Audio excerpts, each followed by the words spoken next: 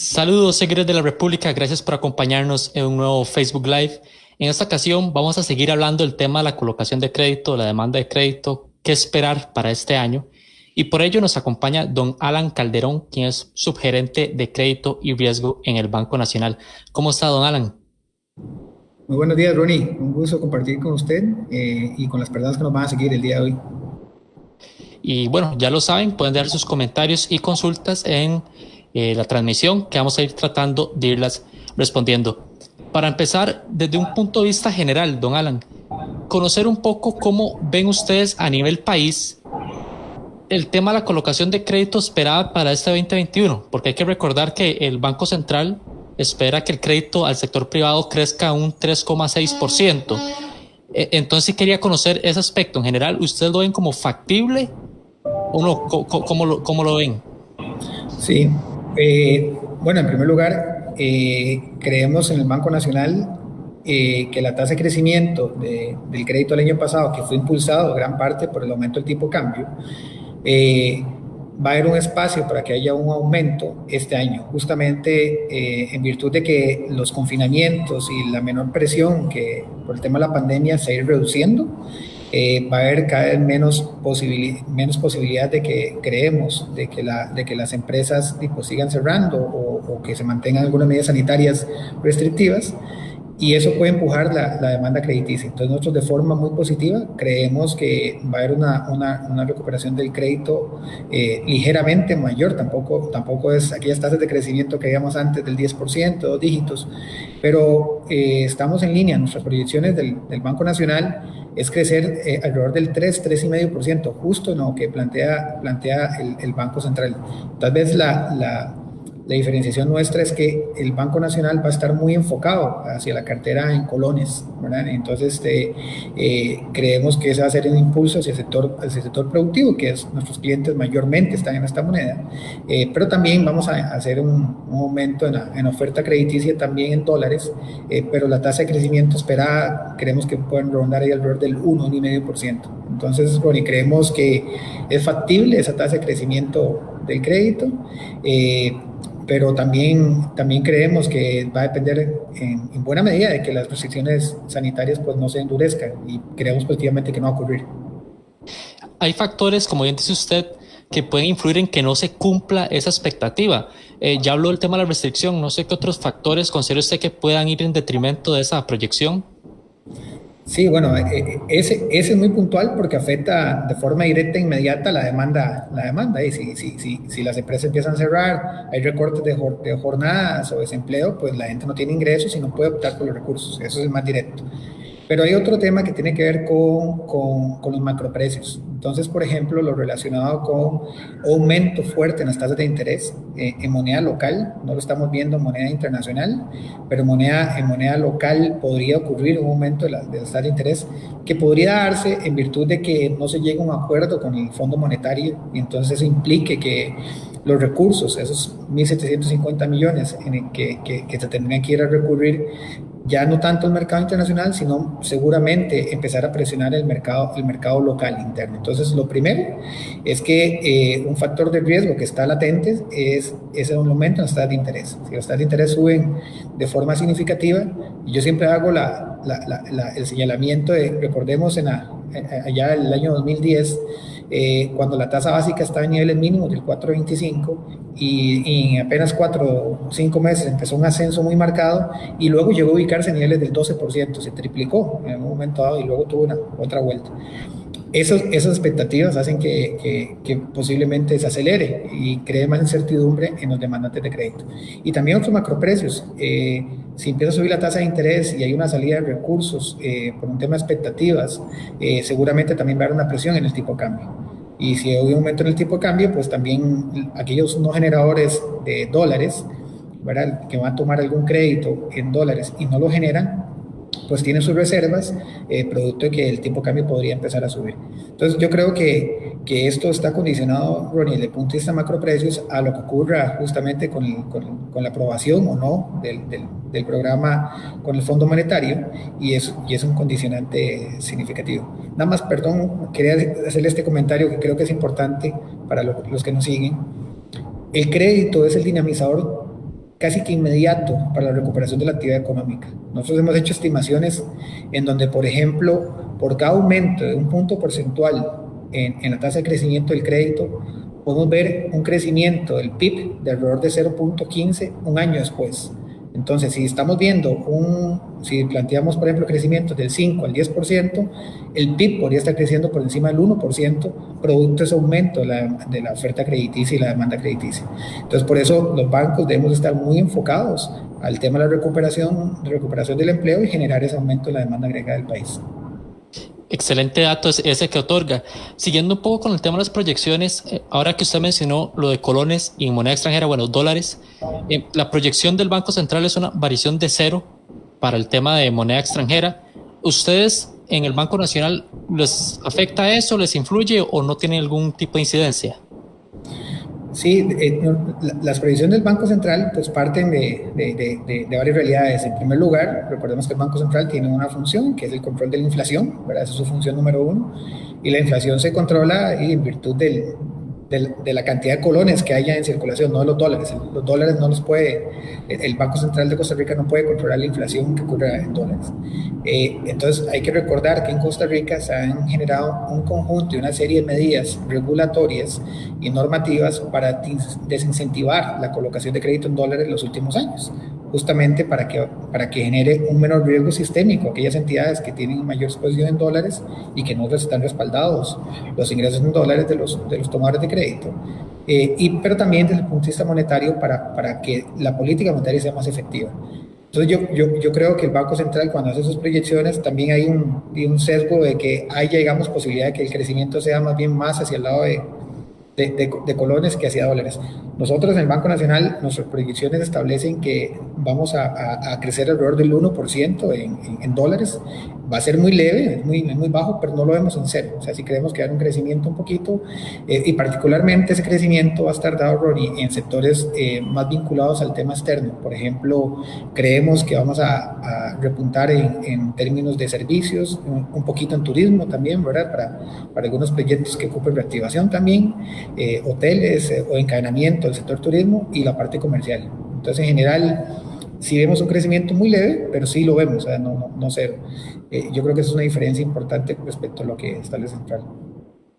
A hacer un paréntesis, aprovechando ahora que estamos hablando del tema de moneda extranjera, la opinión que tienen ustedes con respecto al que se descontinúe la tasa LIBOR al cierre de este año, no sé qué criterio tienen, si ya han ido barajando la sustitución de la tasa de referencia que van a utilizar y en general la opinión que tienen al respecto de esto.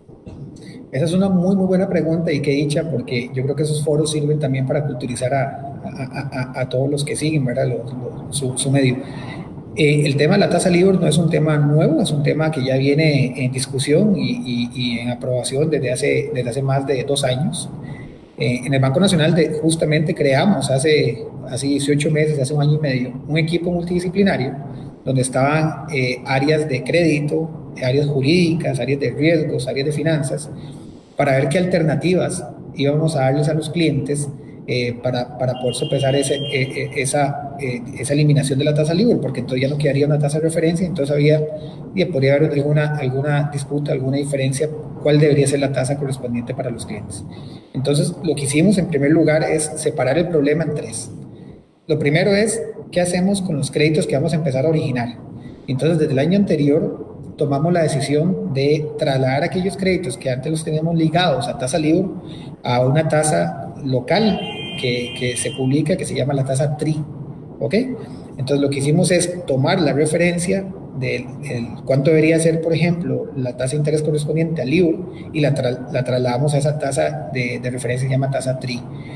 Para hacer eso, hemos hecho varios estudios desde el punto de vista comercial, hemos hecho gestiones con nuestros clientes, les hemos ido a explicar cómo funciona, cómo es la volatilidad, cuál es el grado de cobertura que tiene, qué podría esperar de esta tasa, cuál es el grado de transparencia que tiene, y eso lo hemos ido ajustando para los nuevos créditos. En esa misma línea, hemos hecho unos adendos, unos ajustes en las cláusulas de crédito, explicando este detalle para que haya esa protección para el consumidor, ¿verdad? Que no haya nada que quede algo al descubierto y que de pronto haya alguna sorpresa para él, sino justamente cerrar todas esas brechas legales que podría haber. La segunda parte es aquellos clientes que ya tenemos hoy vigentes, cómo les vamos a ir trasladando cuando se elimine esta tasa. Y entonces ahí lo que hemos segmentado en dos. Clientes, tal vez un paréntesis aquí, en el caso del Banco Nacional, nuestra cartera en dólares es un tercio, o sea, nuestra mayor concentración está en colones, apenas alrededor de un 33% es la cartera en dólares. Entonces, nuestro mayor problema está en colones, pero como la libra está en dólares, entonces no tenemos una fuerte concentración allí. Y dentro de esos créditos en dólares, la mayor proporción son créditos corporativos empresariales. El Banco Nacional, la parte en dólares, lo que son vehículos, consumo, vivienda, no es nuestro core, o sea, nuestra exposición no está ahí significativamente. Entonces eso nos permite separar la población en dos. Aquellos clientes que eran corporativos e institucionales, que eran clientes muy grandes, esos hemos ido teniendo un acercamiento con cada uno de ellos y explicándoles estas modificaciones que hay desde el punto de vista de cálculo de la cuota, y les hemos hecho propuestas para modificar la tasa. Entonces nos hemos ido adelantando. Y la segunda parte es aquellos clientes que todavía tienen alguna diferencia o no estarían de acuerdo, pues seguimos viendo con ellos posibilidades y esa es la tercera etapa en la que estamos ahora. Es un conjunto de clientes que seguimos revisando con ellos cuáles son cómo se podría mover la tasa TRI, cómo le podría afectar, y hemos ajustado, les hemos hecho propuestas de cómo ajustarla. Entonces el Banco Nacional sí hace más de 18 meses está en este plan de modificación. El resto del sistema también está en esta sustitución. Yo lo que instaría más bien a los que nos están siguiendo es que si alguno tiene alguna diferencia, pues se acerque vía chat o mediante sus ejecutivos o mediante correo electrónico, llamadas a sus entidades para que verifiquen qué podría ocurrir ya a partir del año 2022 con su tasa de referencia, que es la LIBOR, ¿verdad? Algunas entidades utilizan Prime, la Prime sigue, eso sí no hay problema. La LIBOR es la que desaparece para algunos plazos. Perfecto, sí, creo que es relevante hablar de ese tema en estos momentos, pero también quiero volver un poco con la colocación de crédito ya desde el punto de vista de ustedes, del reto para incentivar el crédito. ¿Qué acciones o cómo toman esa complejidad de tomar decisiones en momentos donde quizás hay mucha gente reservada por la incertidumbre? ¿Me puede comentar un poco ese proceso para incentivar el crédito?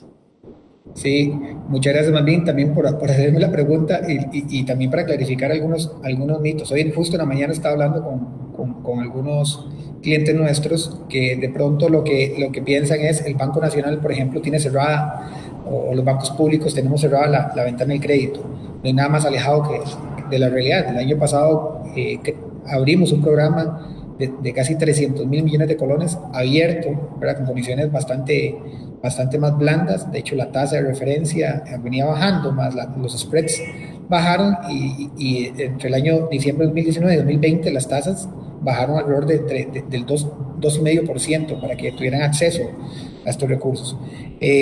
Más gente. De hecho, hicimos algunas modificaciones de política desde el punto de vista de garantías. Tomamos mayor exposición para lo que le llamamos garantía pagaré, que es algunos microcréditos que de pronto no tienen la garantía real, llámese, digamos, un lote o una casa, ¿verdad? O una prenda, un vehículo, pero quieren tomar un crédito, los micros, por ejemplo, de 10, 15 millones de colones para su trabajo, capital de trabajo. Entonces lo que hicimos fue ampliar el apetito y ya estamos dando créditos hasta el equivalente a $30,000, casi 18 millones de colones, con esta garantía que es un pagaré, ¿ok? Entonces también tomamos una exposición de mayor riesgo en cuanto a la garantía. Eso es una primera consideración. La segunda consideración es que hay sectores en donde tenemos claro que la afectación es más fuerte, por ejemplo, en la parte de comercio, en la parte de turismo, en la parte de transporte. Entonces, en el Banco Nacional ideamos una nueva metodología de capacidad de pago, de tal forma que consideremos análisis cualitativo, ¿verdad? Es decir, si yo tomo, por ejemplo, usted tuviera una empresa de transporte, Ronnie, y claramente el año 2020 los estados financieros van a salir en rojo, prácticamente no tuvo ingresos o tuvo una merma muy significativa de ingresos, pero su negocio ha sido muy próspero históricamente y vemos una perspectiva de recuperación a partir del año 2021, hacemos esa evaluación cualitativa y justamente planteamos un mix entre la parte cualitativa, los datos, y damos una calificación de capacidad de pago. Esto a mí me parece que es un tema novedoso que me gustaría que la gente lo conozca, porque no es solo un tema de garantía, sino también de expectativas de recuperación del sector. Lo hemos hecho en el Banco Nacional para seguimiento y para originación lo estamos considerando también como variables importantes, y eso también es un cambio. Luego hemos tomado algunas otras decisiones, por ejemplo, hay un programa que nosotros tenemos propiamente que se llama gestionados de crédito. Y eso es básicamente mediante análisis de datos. Tomamos, por ejemplo, perfiles ya definidos de clientes nuestros y empezamos a darle, incrementarle su nivel de demanda de crédito a partir de esos análisis que hacemos. Y la información que requiere el cliente es nada. Es decir, ya el cliente más bien le llega preaprobado o preanalizado ya ajustes, por ejemplo, incremento en capacidad, en líneas de capital de trabajo, en tarjetas de crédito, cambio de vehículos, hipotecas. Eso también lo hemos trabajado del año anterior. Ya le digo, el año anterior el Banco Nacional creció un 1.7%, es un crecimiento mayor al esperado. Nosotros pensamos que en el mejor de los casos la cartera quedaba en cero, crecimos un poquito más, pero lo que sí es cierto es que las condiciones pandémicas ralentizan mucho la toma de decisiones de las personas por un tema de ingreso. Y no hay que olvidar, Rory, que es que desde el año 2018, cuando veníamos en discusión el primer plan fiscal, eso generó mucha incertidumbre en los empresarios y en la parte empresarial en general. Y entonces, ¿qué es lo que ocurrió en el año 2019? Todavía habían rezagos de cómo iba a ser la aplicación del IVA. Usted recordará, digamos, el aumento en el impuesto de renta en los sectores más grandes, de rangos más altos, y eso también generó una menor demanda crediticia en el sistema financiero. Entonces se conjuga una serie de factores que hacen que entonces el país observe esas tasas de crecimiento tan bajas, pero a pesar de eso, sin indicarle que tuvimos un crecimiento, en el caso del Banco Nacional, que es el banco más grande del sistema, superior a los 155.000 millones de colones de ese programa que le había mencionado. Ahora usted mencionaba el tema de los sectores que necesitan quizás más de esa atención, y me gustaría quedarme ahí. Para este 2021, ¿qué mensaje le enviaría a esos sectores y cuáles serían los que ustedes consideran que necesitan más ese apoyo y cuál es esa forma de apoyo que ustedes esperan otorgar? Sí, ese tema lo hemos venido, el tema de comunicación y acercamiento con cada uno de nuestros clientes, lo hemos venido trabajando de forma segmentada, de acuerdo a la priorización que ha dado la pandemia. Usted recordará que la pandemia se declara en Costa Rica a mediados de marzo, ¿verdad? Inmediatamente al cierre de marzo ya habían cierres de empresas, ¿verdad? Porque no pueden seguir operando, gente ya con recortes de planillas, y entonces teníamos que tomar decisiones muy rápidas y muy corto plazo. Entonces lo que hicimos fue segmentar la comunicación y la colaboración de acuerdo a aquellos sectores que eran más altamente impactados y con una velocidad mucho más rápida. Llámese esto, por ejemplo, el primer sector que vimos fue turismo, ¿verdad? Entonces claramente turismo, transporte y algunos sectores comerciales empezaron a verse muy impactados. Entonces lo que empezamos a hacer fue, en la primera ola de prórrogas y readecuaciones, fue darle a estos clientes condiciones mucho más blandas que con el resto de los sectores. Entonces, por ejemplo, en turismo, para que usted tenga una idea, dimos prórrogas que en algunos casos superaban los 18 meses. Es decir, algún hotel que veíamos que estaba en una situación muy compleja porque dependía del 90% del influjo del extranjero, y claramente eso no se iba a resolver este año, y aunque se resolviese, la situación iba de recuperación del punto de equilibrio le va a tomar meses. Era mentiras que le íbamos a dar una normalización o un periodo de prórroga menor a 6 meses. Entonces, lo que hicimos fue, en la primera ola de atención, que fue entre marzo y junio, dimos condiciones diferenciadas de aumento en plazo. Eso fue como la condición más inmediata, pero también habilitamos el tema de capital de trabajo para esos sectores. Eso fue lo primero. Y reitero, fue primero turismo, comercio y transporte. Luego, en la segunda ola, nos dimos cuenta que los más afectados empezaron a ser los micros, ¿verdad? Y las medianas empresas. Entonces empezamos a tomar otra política también particularizada para ellos. Tal vez recordar, eso es importante también, estos foros creo que para culturizar también y crear conocimiento en todas las personas. Los bancos, cuando no recibimos el pago de intereses o de la amortización del capital, el banco básicamente deja de recibir un ingreso, pero tiene que seguir pagando a los depositantes. ¿verdad? Y a los ahorrantes, también tiene que seguir pagando a los proveedores y tiene que pagar los salarios, como cualquier empresa. Pero si deja de recibir estos ingresos, básicamente yo contablemente puedo registrar, eso se llama un ingreso devengado, contablemente yo puedo registrar el ingreso, pero desde el punto de vista de flujo efectivo yo no recibo ese ingreso. Entonces el banco o los bancos que hacemos ese tipo de políticas tenemos una brecha en la liquidez, es decir, nos quedamos cortos de liquidez y tenemos que salir a recurrir por más recursos. Entonces tiene un costo para las entidades.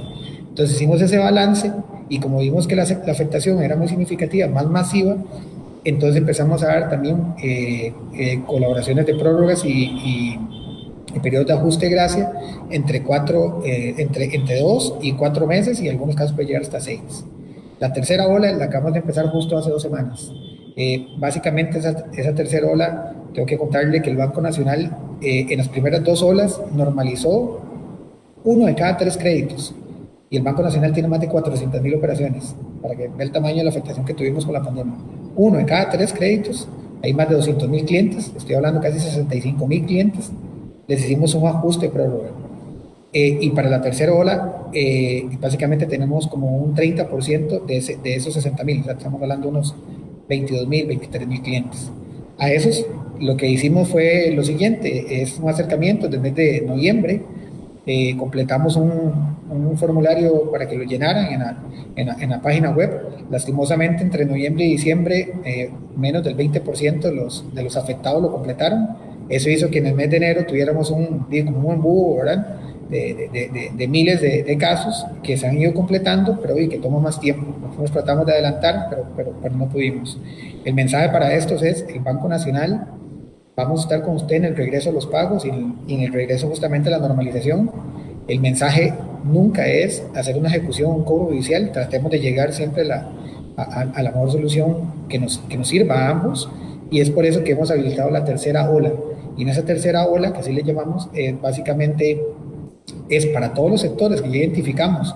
Y además de esos que ya les mencioné, también hay afectaciones, por ejemplo, en el sector agrícola, hay afectaciones en el sector de consumo, porque hay clientes que ya perdieron sus empleos, no los han recuperado, y hemos creado entonces esa tercera ola que va también, ya no solo en periodos de gracia, sino en reecuaciones completas. Entonces, por ejemplo, un cliente le tomamos un crédito y le decimos, ok, le voy a extender el plazo, le bajo la tasa de interés, de pronto, si tenía algún sobrante de garantía, entonces le puedo dar un poquito más de capital de trabajo para que pinte sus habitaciones o lo que fuese, digamos, para poner otra vez a funcionar su negocio. Entonces esa es la tercera ola y eso lo hacemos, como le menciono, pues una comunicación más de 1 a 1, ¿verdad? Porque cada caso ya va a ser muy, muy particular. Perfecto, queda bastante claro lo que están haciendo, lo que planean para este 2021 y de nuevo agradecerle, don Alan, por su tiempo. No, más bien, con mucho gusto. Y el Banco Nacional es el banco sistémico, el banco que va a tratar siempre de impulsar el crecimiento económico. Hoy también estamos enfrentados a una coyuntura, ¿verdad? Porque la propuesta del gobierno también de acerca del traslado del 30%, pues también nos pone a nosotros en una situación un poco compleja de poder generar mayores niveles de crecimiento de crédito. Entendemos y es clara la necesidad de que tenemos que aportar, pero bueno, ya los bancos del Estado aportamos más del 60% de las utilidades y yo creo que eso es un tema, digamos, a considerar en los planteamientos que hacen. Lo que menos ocupamos como país es que el sector financiero se enfríe, porque como ya le mencioné aquel datito, si se enfría, básicamente la recuperación y la demanda crediticia no reactiva el empleo. Entonces yo creo que el Banco Nacional siempre va a estar llamado allí a tender la mano y más bien encantado de compartir esos espacios. Están habilitados los chats del banco para cualquier consulta o sugerencia, y las personas que no han llenado los formularios, que todavía nos quedan algunos cientos, que los invitamos también a que puedan completarlo. Perfecto, muchas gracias a don Alan y gracias a ustedes por acompañarnos y nos vemos próximamente en un nuevo Facebook Live. Hasta luego. Hasta luego.